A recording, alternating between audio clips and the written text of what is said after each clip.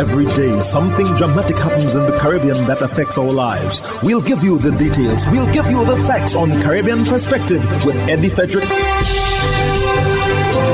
Host Eddie Frederick. Welcome to Caribbean Perspective. So glad you can join us.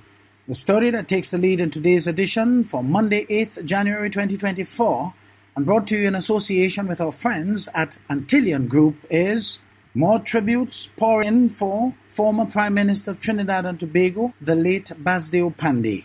Details after this important message. Believe in our strength, we'll stand by you. Protection from all, perils big and small. Reassurance we give, it's so clear to see. Peace of mind, that's our service guarantee. We look after all our family. Yes, we do at every opportunity. Antillian Group, underwriters of all classes of insurance solutions for your protection and investment. Live well financially.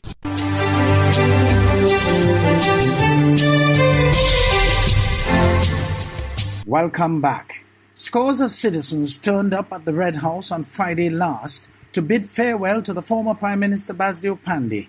Mr. Panday's body laid in honor at the rotunda of the Parliament building until 5:30 p.m. on Friday. Many people shared why they decided to pay their respects. TTT News has more. I decided to come because it was only right that, as a dignitary and a former Prime Minister, you pay respects and, your honor. It is sad that we have lost a great soul of this world and a pillar. Mr. Basdeo Panday was a great politician. I also met him in the ANC complex as a UNC candidate. He has left an indelible mark. As Prime Minister, he did a lot for the country. He gave the Baptist their Baptist holiday. He gave the Indian Arrival Day. He brought the legislation, Freedom of Information Act. My parents reminded me today how they signed the books of others, and my father took me to sign Mr. Patrick Manning's book. So it felt like tradition to come and do it on behalf of them as they can't make it out today. No, he was a good one. He helped the nation. He helped everybody. All creeds. What is it, creeds and race? Right. He was a good man. As a person growing up in the late 90s and an era where I came from, the era didn't really have much street concern like street lighting, water, roads and this sort of thing. And when the late Basdeo Panday came into power, all these things was a reality. And I like to thank him and, just to give him, a great send-off for everything he did for us in our area. Once Mr. Panday come on TV, you're sure to get a laugh. He would brighten up your day, he would put a smile on your face, and he contributed a lot to the economy, to the country, even domestically, regionally, internationally, that a lot of younger generation don't know of. I just remember him being a charismatic figure, somebody who changed politics to begin with, and just a person that you could, even if you disagree with him, he was someone that you still respected.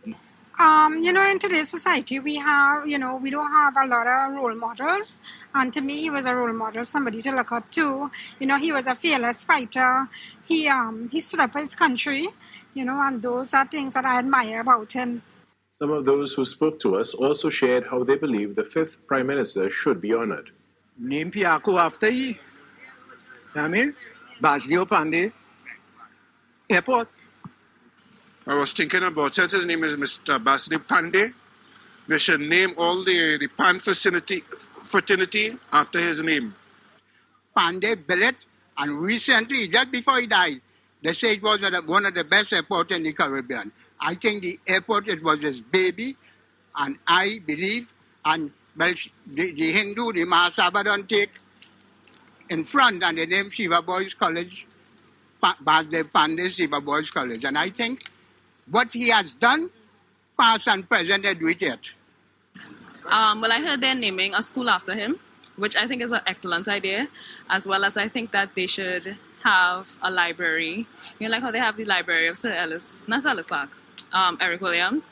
They should have a library with both Patrick Manning and Basdeo Panday side by side. Final arrangements for the state funeral for former Prime Minister Basdeo Panday have been made.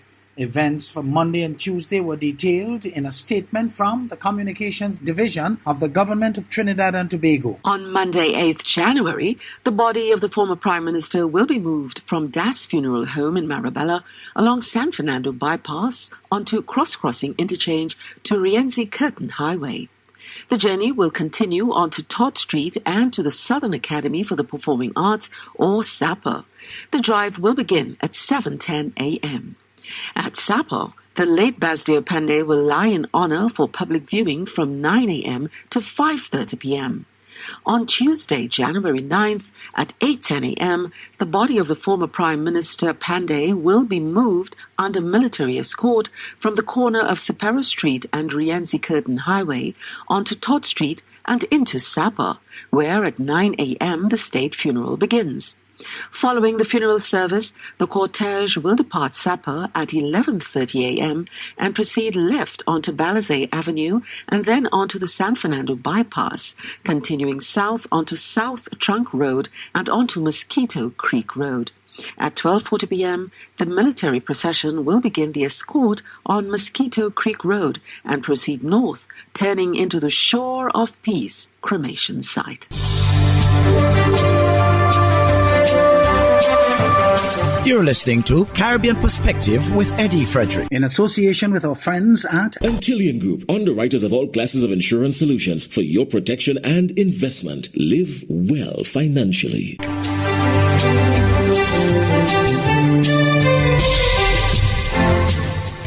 Presentation College San Fernando held a remembrance service for the late former Prime Minister Basdeo Panday on Thursday at the school's auditorium.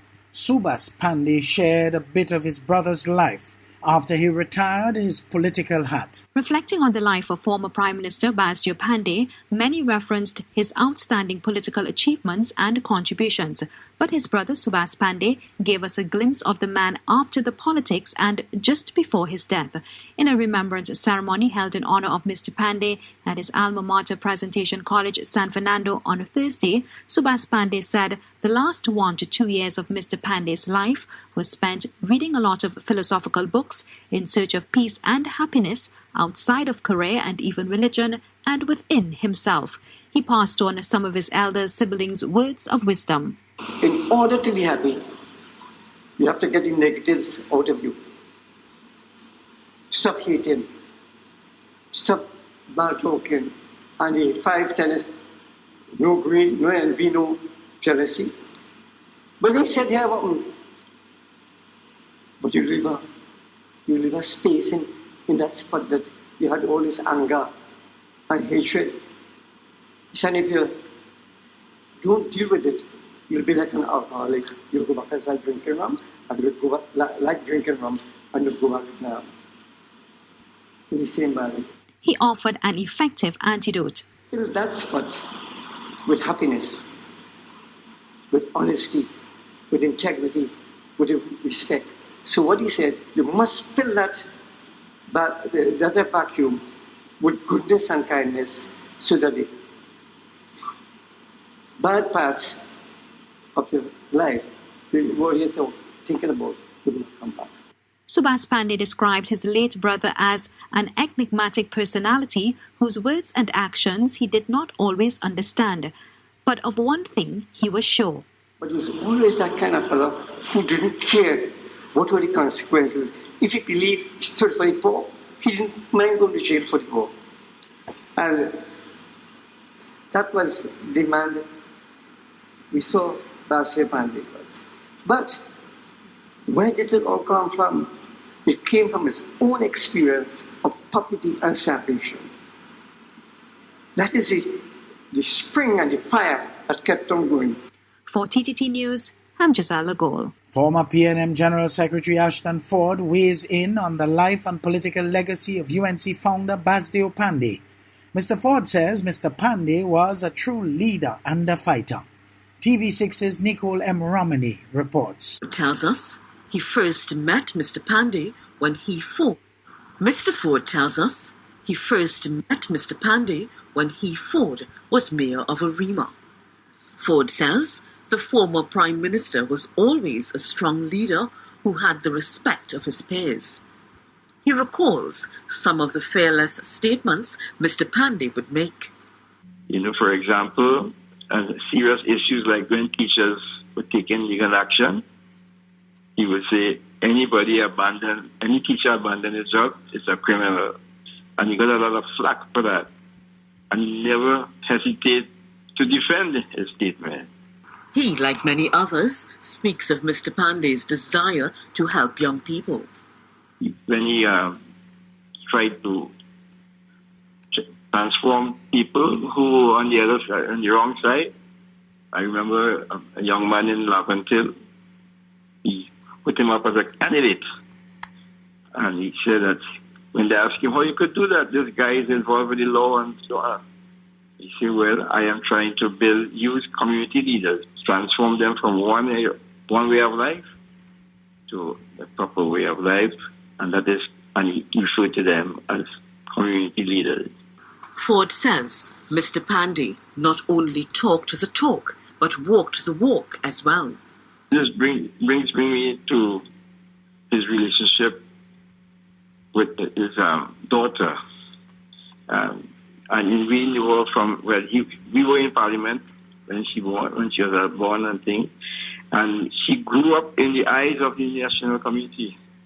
Similar, Erica Williams and Eric Williams, and George Chambers and his daughter. What these leaders demonstrate is that fatherhood is a key role in our nation. And they display it. He summed up Mr. Panday's political life in this way. We remember him as a valiant man. He has two fold there. You remember when he was opposition leader, he was fiery. Well, he maintained that to some extent as Prime Minister. But he had to preside over a number of national issues in the interest of the country. And he also had to preside over some scandals that we had to deal with and face the reality of what transpired under his government.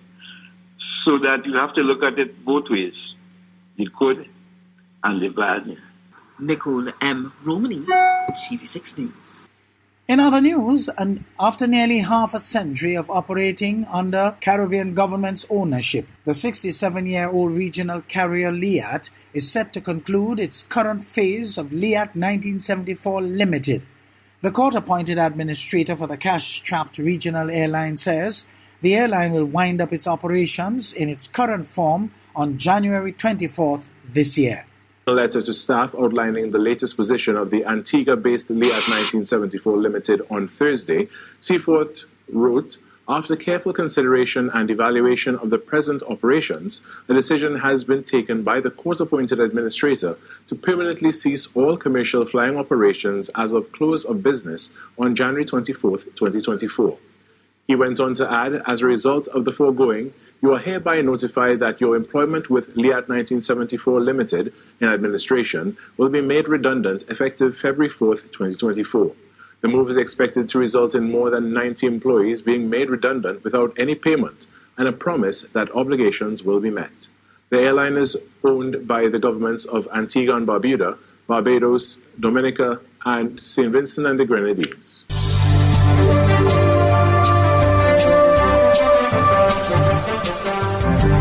I am Eddie Frederick. This has been Caribbean Perspective, a whole new approach to highlighting developments in the Caribbean. In the meantime, please follow us on Facebook and subscribe to our YouTube channel for daily regional news and more, in association with our friends at Antillian Group.